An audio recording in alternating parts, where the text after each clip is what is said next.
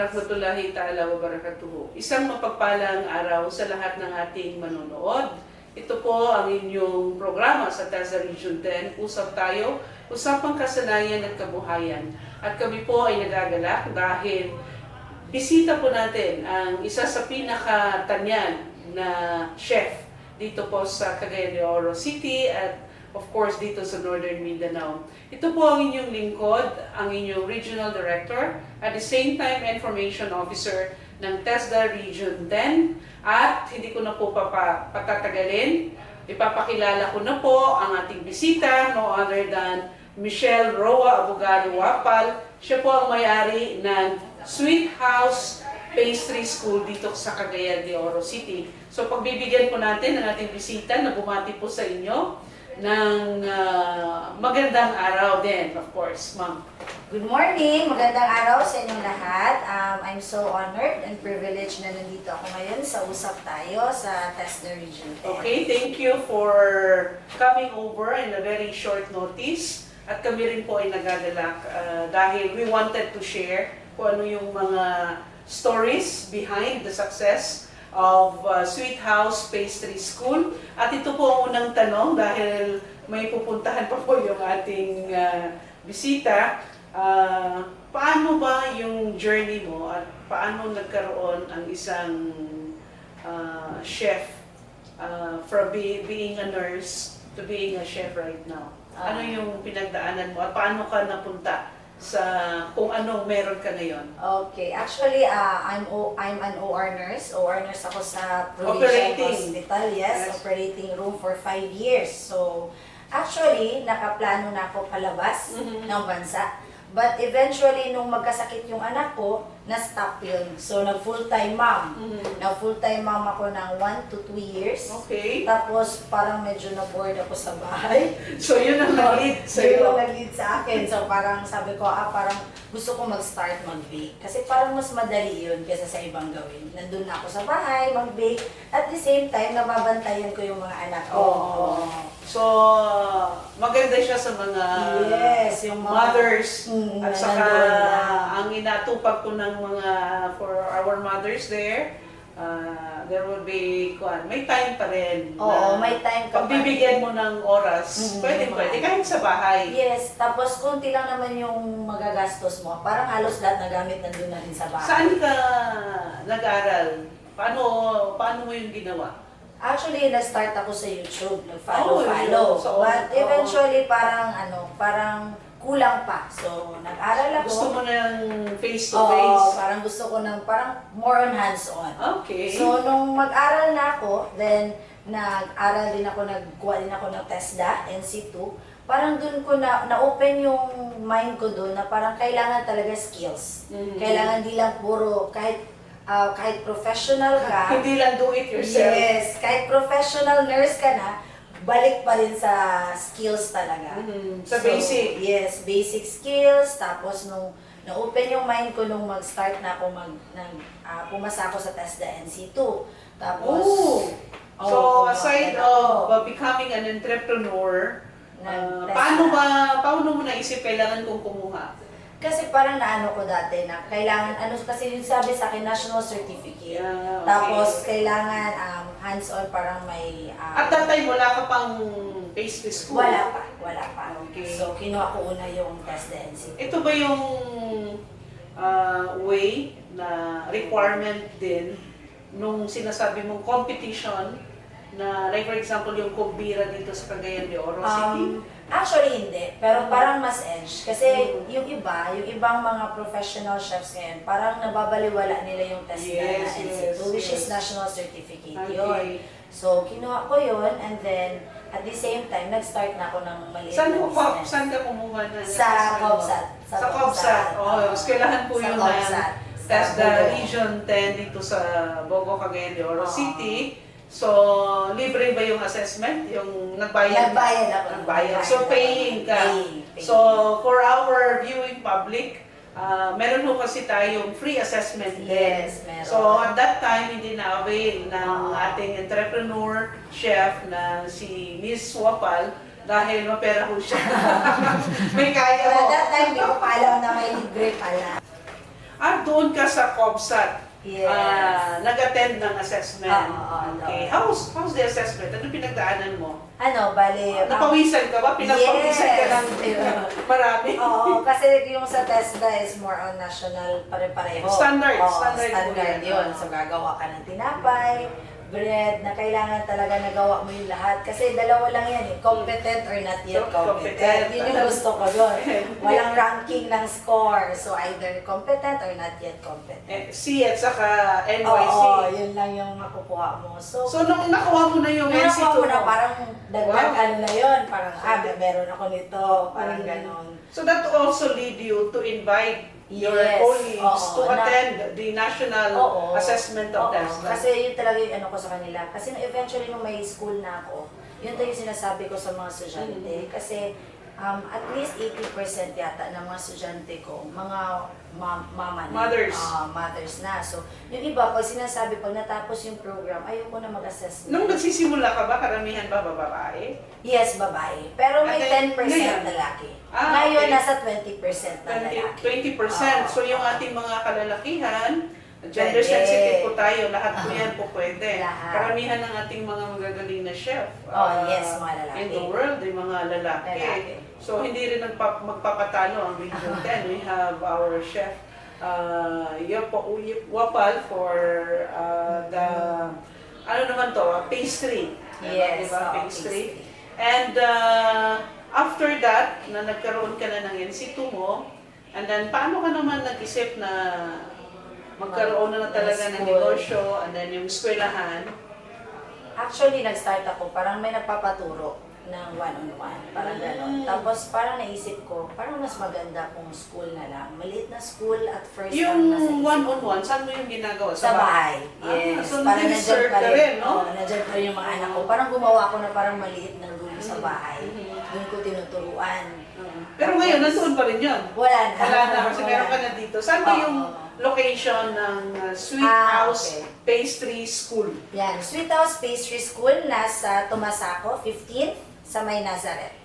Oh, malapit lang dito. Yes, malapit lang. Kanto malapit talaga lang. makikita. So, meron naman tayong binibigay sa TESDA ng mga scholarship program.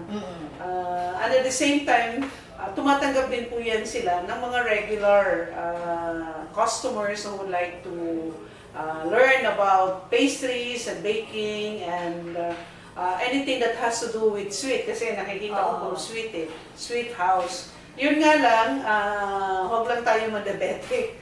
Kaya kailangan talagang mag-aaral and of course, bumisita sa kanila.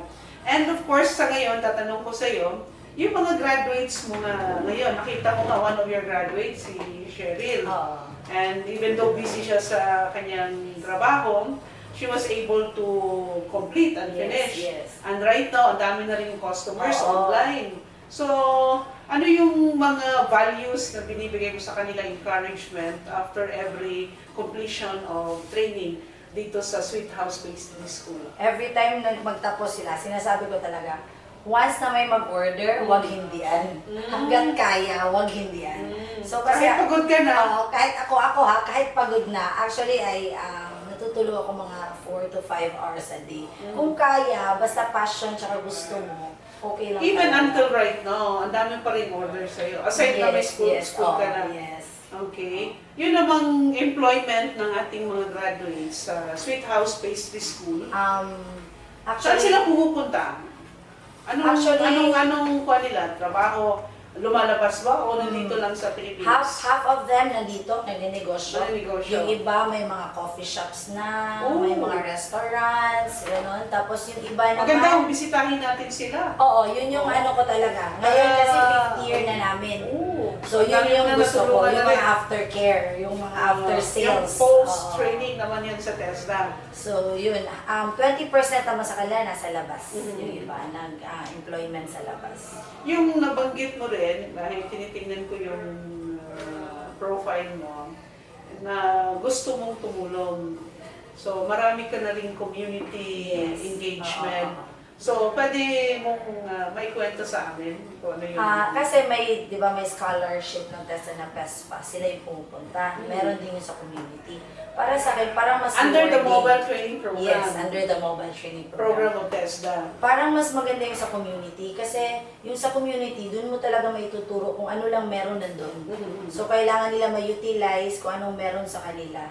Kasi yung iba, yung mga kapatid natin na very indigent talaga, very walang-wala. Ayaw yan nila na pumupunta sa isang institution. Ayaw na iniiwan yung mga bahay nila, yung mga anak nila na sometimes 12. Kaya mas maganda ikaw yung pumupunta. Actually, yun nga yung ating mantra sa TESDA, yung TESDA abot lahat. At lalo pa natin silang hihikayatin. Kasi the more that we are engaged face-to-face sa ating mga constituents at saka clients, kagaya ng ginagawa natin ngayon, nare-relate nila, naririnig nila coming from you, hindi na coming from me, na there is really an opportunity dito sa mga kagaya ng ginagawa. For example, sa TESDA, meron tayong program, Bread and Pastry Production NC2. So ano yung kalendarya na nabanggit mo? Nag-open ako last Friday. What triggers you naman from baking to cooking? Actually, kalendarya pa. Actually, may kids din yung kalendarya ko. Kaya lang kasi, yung pamilya ano talaga pangalan ng namin. kalendarya mo? Andrea. Kasi combination yun ng anak ko, Andrea tsaka Anya. So Tapos Andrea. sabi ko, ito na yung last negosyo kasi parang wala na akong tulog. Wala ka ng tulog. May Pero cakes din. nakakatulong ka. Marami kang na... Kasi yung ibang scholar ko na ongoing, yun yung kinuha ko sa Wow, kalendarya that's ko. great. So parang kuha na to, ito na yung Parang diretso. industry based training. Dahil meron na tayong entrepreneur, may ari ng isang pastry school dito sa Cagayan de Oro City. And at the same time, nagtuturo. So ika nga, multi-skilled ka rin, ma'am. So paano ba natin i-engganyo ngayon? Maraming nanonood sa atin ng mga out-of-school youth, mga unemployed adults, and even yung mga PWDs, FWs na who wanted to makakuha pa na hindi sila mawalan ng pag-asa dahil may mga pagkakataon, lalong-lalo na ang mga scholarship programs ng TESDA, which is actually readily available. So, para at least marinig ng ating mga manunood. So, ganito yun, no?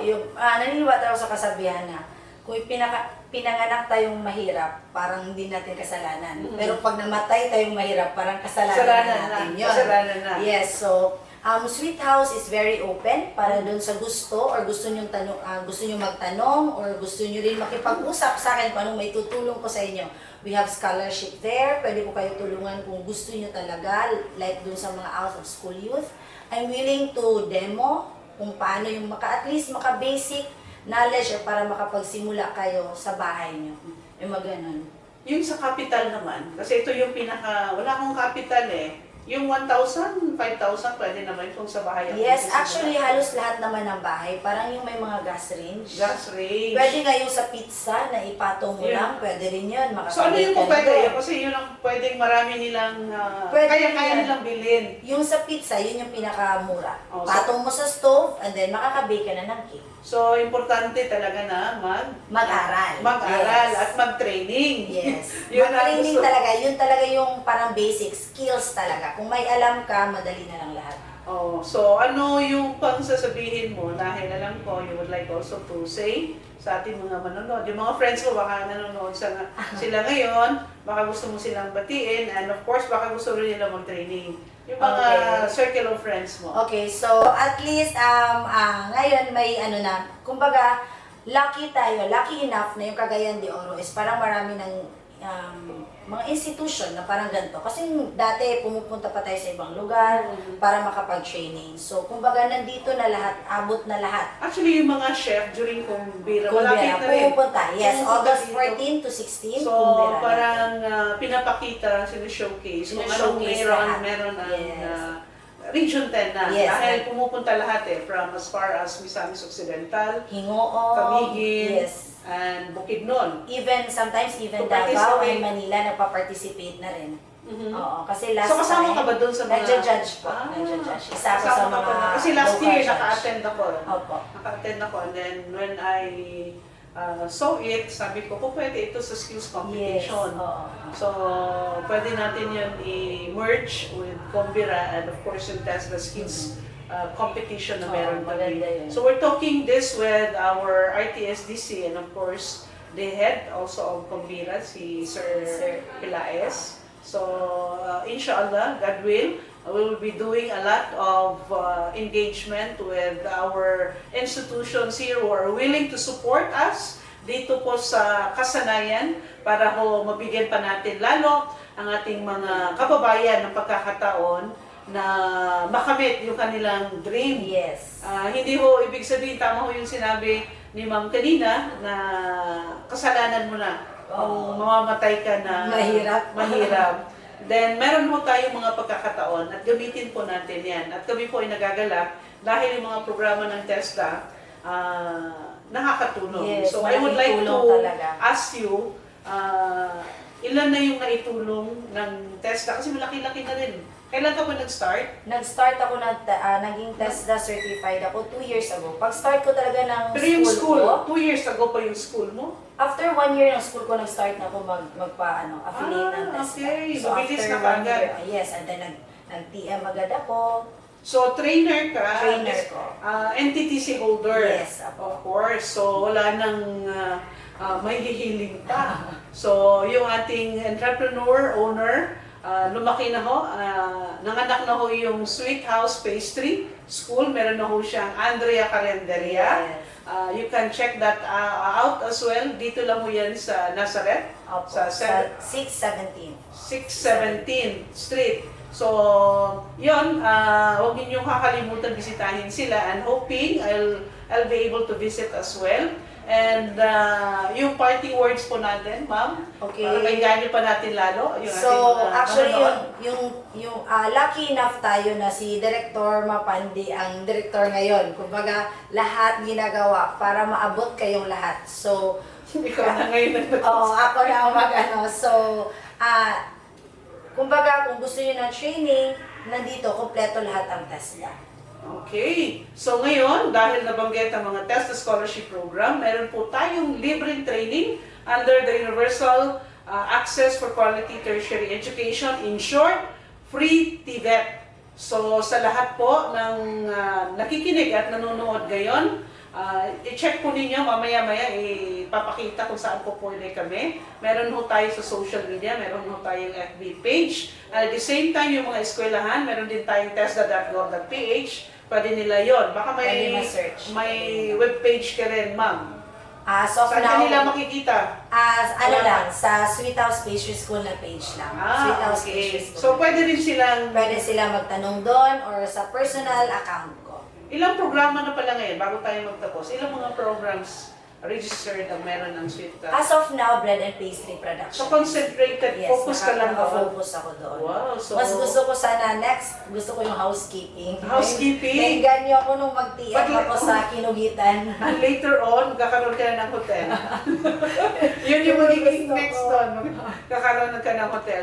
At sa ating mga manonood, huwag po kayong mag-alala. Bumisita lang po kayo dito sa opisina ng TESDA at sa mga eskwelahan po ng TESDA. You can visit us at TESDA.gov.ph. Meron po dito po tayo TESDA Northern Mindanao page. So like us and follow us para makita po ninyo kung ano pa ang pwede ninyong pasukin or ma-avail po sa TESDA Region 10. So, with that, gusto kong pasalamatan ng ating bisita. Ma'am, thank you so much Thank you, for coming over. And hanggang sa susunod, again, usap tayo, Usapang Kasanayan at Kabuhayan ng TESDA. Ito po ang inyong lingkod at Information Officer ng TESDA Region 10, Tarhata S. Mapandi. Magandang araw sa lahat.